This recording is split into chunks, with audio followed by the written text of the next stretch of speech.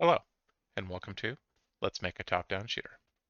This video is about making it rain. And a special thanks to all my supporters. Thank you for helping me help others. For this gameplay ability, we're first going to need an Ice Rain Droplet. So for that, we're going to create a blueprint. It just needs to be an actor. We'll call it BP Ice Rain Droplet. In here, we just want to add a sphere. Make it the default root. We're going to simulate physics, make sure enable gravity is checked, and we're going to want simulate, or simulation generates hit events. That is so that in here we have our event hit.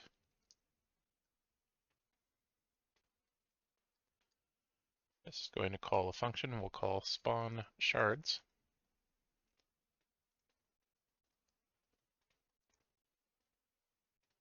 That function will take a vector, I'll just call it loc. We're going to split these here so we can get the height we want.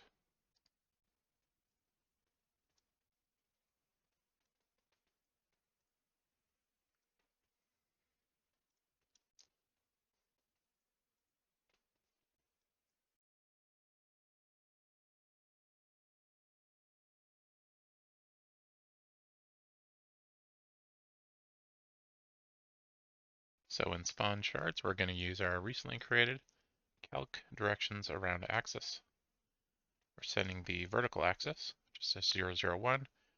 Let's do a random range here. Random integer in range. We'll do between 4 and 8.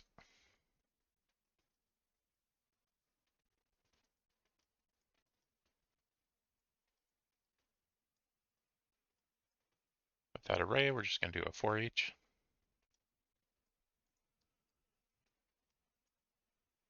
And we're going to spawn the actor from class. Split out the transform. So the location will just be the location we passed in.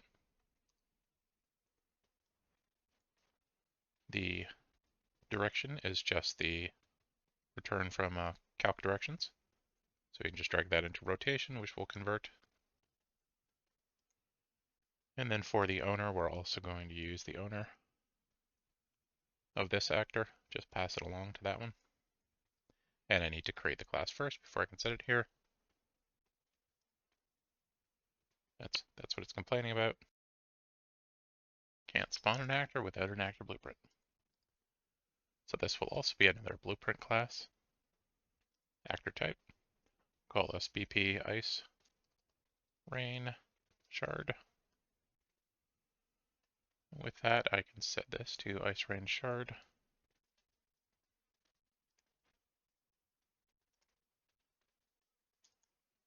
Similarly, oh, and I just realized I forgot, in the droplet we also want to set the scale to 0.1.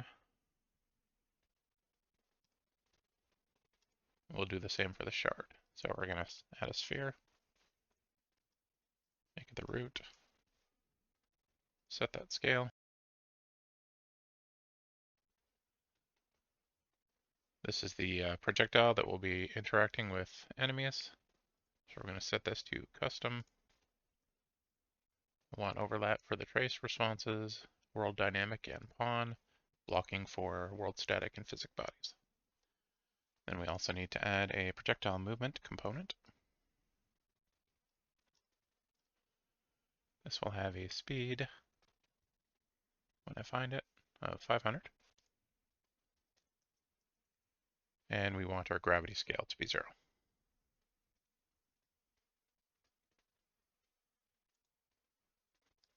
In event play, we're going to first drag this way up here.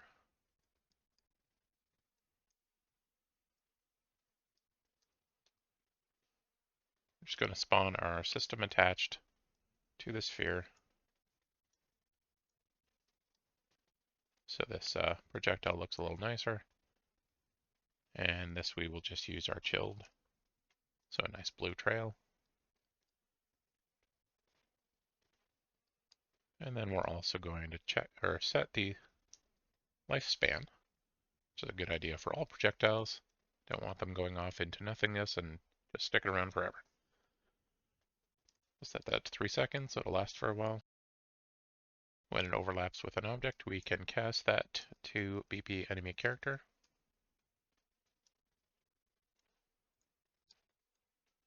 When that is the case, we're going to call our newly created apply damage GE.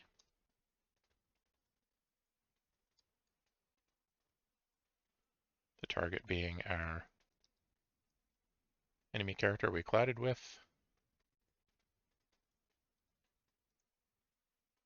And the source will be the owner's ability system component.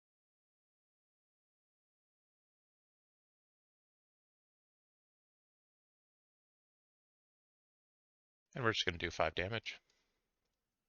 And then we're going to destroy a actor here. So anytime it overlaps with something, it'll do damage and destroy if it's an enemy character. Similarly, if we have the event hit, so if it hits a wall or whatnot, it will just get destroyed.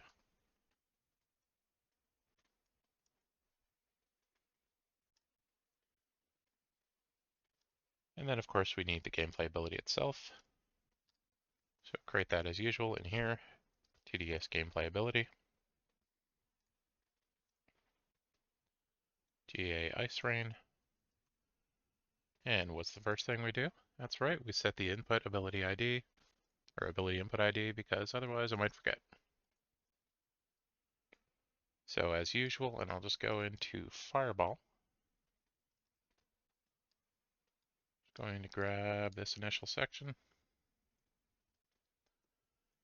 copy that, create a destination vector variable, paste that in. So I created the variable first. You don't have to, but if you paste this in and you don't have the variable, but you have set destination over here, and try to compile, it will complain. So you're clicking on a spot over top of the ground, and then in a for loop, we're going to set this from 1 to, let's say, 20. So it'll be very, very many droplets. We're going to spawn actor from class, open that up, set this to our droplet.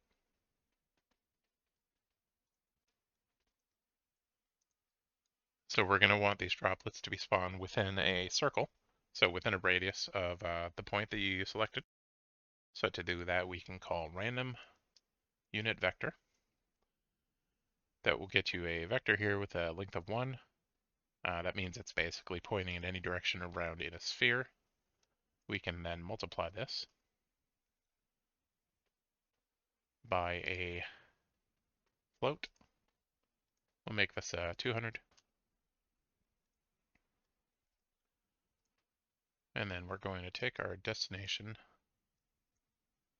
add to it, split out this one, split out this one, because we want our usual 50 above ground.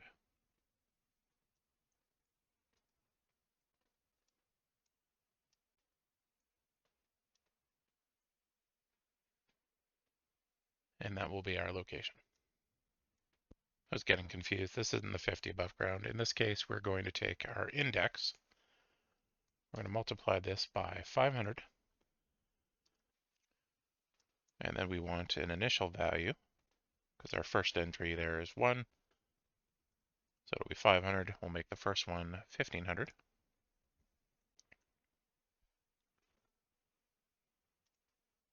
Now if I drag this here, it converted this to a float.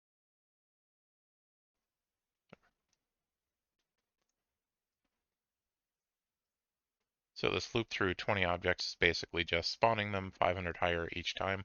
Gravity will take care of the rest.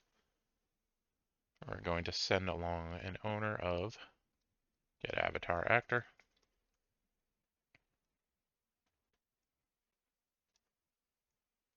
So I'm using this approach, just higher and higher projectiles to start because it's easy, it's good for the video. Other options are to use a consistent amount of time between each droplet and you just drop it from the same height. They will all take the same amount of time to hit the ground. In this case, the higher up entries will have more time per gravity to take effect, and the time between droplets will be shorter at the end. Another option would have been to make the droplet a projectile, make it face down, take off gravity, and then it would be a consistent speed as well. Just options for the viewer. So lastly, we need to go into our Manny character and just add the default ability of Ice Rain.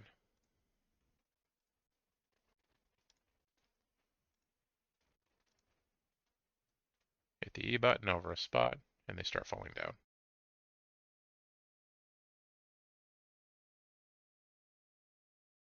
And in here we'll see that it also damages the enemies. As you can see it there, 5 damage per shot. Thanks for watching. If you liked the video and would like to see more, you know what to do. And if you would like to support this channel, watch these videos 2 weeks early, or just want to download the project files, you can do so through my Patreon linked below.